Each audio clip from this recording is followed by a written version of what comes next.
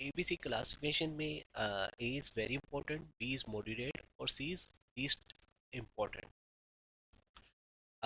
ये जो आपकी मतलब आपने तीन तरह की उसकी कर देनी क्लासिफिकेशन। कोई भी इन्वेंट्री है, आपके पास गाड़ियों के बेशुमार मॉडल है, ठीक है, आपने तीन तरह की करनी है सिर्फ। वो तीन तरह की कैसे करेंगे सर? ए, बी और सी के लिहाज से ए इज़ वेरी इंपॉर्टेंट। मतलब जो आपकी आपको ज़्यादा प्रॉफिट दे वो ए होंगी, जो कम देगी वो बी होगी और ये सी होगी।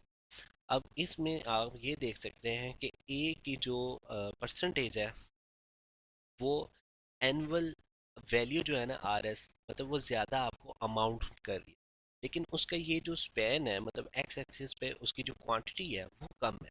क्वांटिटी कम है और उसका एडवांटेज ज़्यादा है। अगर बी की बात करें, इसकी क्वांटिटी जो है वो ज़्यादा है और उसका जो एडवांटेज है मतलब रुपीस में एडवांटेज है वो कम है। सी की बात करें तो ये दोनों लिहाज से कम है, ठीक है। सी में आप देख रहे हैं कि बहुत ही लीस्ट है, ठीक है, और इसके जो वैल्यू है ये वाली, ठीक है, रुपीस में वो भी कम है। तो आपने तीन सिर्फ और सिर्फ आपने तीन तरह की क्लासिफिकेशन कर लेनी है। Classifying inventory according to some measure of the importance and allocating control effort accordingly. अब ये देख सकते हैं आइटम वन, आइटम टू, ठीक है, ये ए आइटम्स है, ठीक है। ये आपको देखें एनुअल डिमांड उनकी 1000 है और 5000 है, ठीक है, और यूनिट कॉस्ट उनकी ये है दोनों। और वॉल्यूम देखें, रुपीस में वॉल्यूम उनका ज़्यादा है इसलिए हमने ए रखा। उसके बाद बी देखें, यहाँ से यहाँ तक है, ठीक है, 6 तक है। अब इनको बी कर दिया, ठीक है। अब अब ये वाला बी पार्ट है इनका, आप एनुअल वॉल्यूम देखें तो वो कम है, मतलब रुपीस में वो वैल्यूज़ जो है वो कम। अगर सी की बात करें तो आप सी में देख सकते हैं ये वाली इनकी एनुअल डिमांड देख लें, ठीक है, इसकी एनुअल डिमांड 1000, इसकी एनुअल डिमांड 9000 है। हमने डिमांड नहीं देखनी, हमने रुपीस को देखना है। हमने रुपीस के लिहाज से इसकी क्लासिफिकेशन कर देनी है कि जो सबसे ज़्यादा एक्सपेंसिव कार होगी उसको ए, जो मॉडरेट होगी उसको बी, और जो उससे कम होगी उनको सी में हम कैटेगराइज कर देंगे। ये ए बी क्लासिफिकेशन। तो ये इन्वेंट्री की एक एग्जांपल है, ठीक है। अब इन्वेंट्री की जो डिमांड में होती है वो इंडिपेंडेंट डिमांड होती है और डिपेंडेंट डिमांड होती है। आप एक गाड़ी की मिसाल ले सकते हैं, इसमें inventory based on demand, independent और डिपेंडेंट। अब इंडिपेंडेंट डिमांड में फिनिश गुड है, तो एक कार मुकम्मल तौर पे तैयार कर, तो वो कौन सी होगी?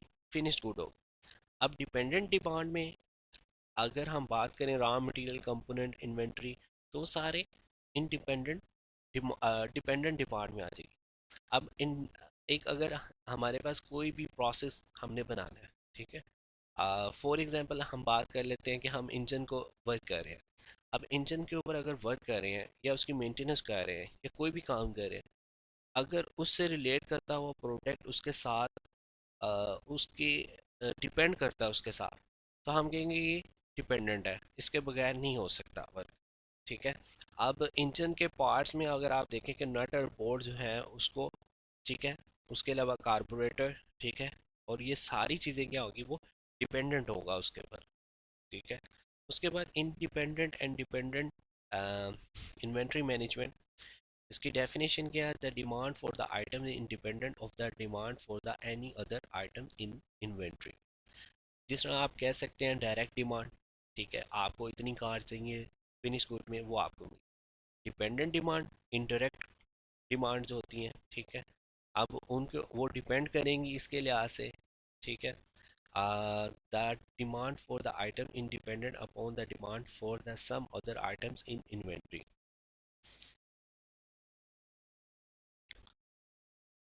अब हमारे पास क्या है जी, एग्जांपल्स फॉर इंडिपेंडेंट डिमांड्स की एग्जांपल कौन सी है जी? Finished good, item that are ready to be sold such as computer, cars, ठीक है। Forecast are use to develop production and purchase schedule for finishing goods. अब फोरकास्ट ये होता है कि हम मैंने आपको ये बताया था, एक शॉर्ट टर्म होता है, ठीक है, एक मीडियम टर्म होता है, एक लॉन्ग टर्म होता है, कि आप डिसाइड ये कर रहे होते हैं कि इसमें इतना मतलब 3 मंथ में इतनी कार सेल आउट होंगी, 6 मंथ में इतनी होगी, आफ्टर 1 ईयर इतनी होगी सेल। ये फोरकास्टिंग होती है। ठीक है। अब इसमें आप क्या करेंगे, develop production and purchase schedule for finish good. उसके बाद डिपेंडेंट डिमांड्स कौन सी होगी, component of finish product, computer, car such as ships, tyres and engine. ये वाली कौन सी होगी आपकी, डिपेंडेंट डिपेंडेंट होगी। ठीक है। कंपोनेंट ऑफ फिनिश गुड, जो उसके पार्ट्स होंगे किसी भी आइटम्स के, वो जब तक उसके साथ अटैच नहीं होगी वो डिपेंडेंट होगी। Dependent demand, inventory control technique utilise material requirement planning, MRP, logic to develop production and purchase schedules. अब इन्वेंट्री में देखें, ये एक और एग्जांपल के तौर पे आपको शो किया गया, ये इंडिपेंडेंट है और ये वाले उसके डिपेंडेंट है। और ए पार्ट उस वक्त तक कंप्लीट नहीं होगा जब तक ये सारे प्रोसेस नहीं होते, उस वक्त तक ए पार्ट कम्प्लीट नहीं होगा। तो ये डिपेंडेंट है और ये इंडिपेंडेंट है। उसके बाद हमें कैसे पता चलेगा कि हमें कितना ऑर्डर करना चाहिए, ठीक है, और कब ऑर्डर करना चाहिए, ये सारी चीज़ें हम इन्वेंट्री में सेट करते हैं। कि मतलब हमने इतना ज़्यादा भी नहीं ऑर्डर कर देना कि ओवर स्टॉक हो, जितना कम भी नहीं कर सकना कि अंडर स्टॉक हो जाए। तो regardless of the nature of demand, independent, dependent, two fundamental issue underline underlie all inventory planning. How much to order, when to order। ठीक है। हमें आपको ऑर्डर का पता हो कि कितना ऑर्डर करना है। अच्छा, इन्वेंट्री की कुछ टर्म्स होती हैं।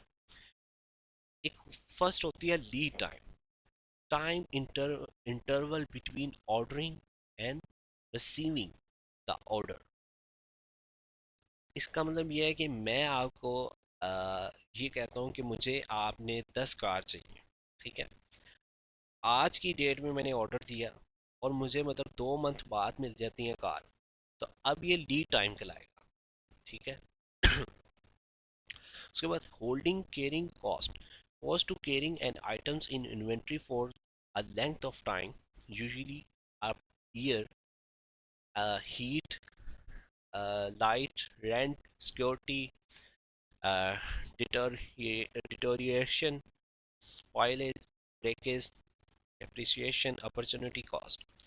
होल्डिंग कास्ट ये सारी होती हैं, मतलब रेंट होता है, ठीक है जी, और इस तरह की सारी चीज़ें, लेबर वगैरह, ये होल्डिंग कास्ट होती हैं। ये आपने पे करनी करनी है, एक किस्म की आपकी ये समझ ले कि फिक्स्ड कॉस्ट होती हैं। Ordering cost, cost of ordering and receiving inventory, shipping cost, preparing invoice, cost of inspection goods upon arrival for quality and quantity, moving the goods to temporary storage। आपने कोई भी चीज़ परचेज करनी है तो आपको क्या करना पड़ेगा, उसका बिल अदा करना पड़ेगा। तो वो किस में आएगी, ऑर्डरिंग कास्ट। आप ऑर्डर कर रहे हैं जी, मुझे ये चीज़ रिक्वायर्ड है, ठीक है, इतने पार्ट्स चाहिए, इतनी फिन्स चाहिए, कोई भी इंजन का पार्ट है, कोई डिफरेंशियल पार्ट है, गाड़ी के कोई भी पार्ट है, तो आप ऑर्डर करेंगे। अब सेटअप कॉस्ट क्या होती है, cost to prepare a machine और process for manufacturing and order. Machine को आप process for manufacturing, machining, welding, ये सारा क्या होगा, सेटअप कॉस्ट होगी। Short shortage cost, cost when demand exceed supply, the opportunity cost of not making a sale. आपके पास इतना स्टॉक ही नहीं है कि एक कस्टमर ने डिमांड कर दी मुझे इतनी चीज़ चाहिए, तो आप उसको पे ही ना कर सकें, तो ये शॉर्टेज कॉस्ट होती है। ठीक है। जब डिमांड बढ़ जाती है और सप्लाई कम हो जाए, ठीक है, तो वो जो आएगा वो शॉर्टेज कॉस्ट में आएगा।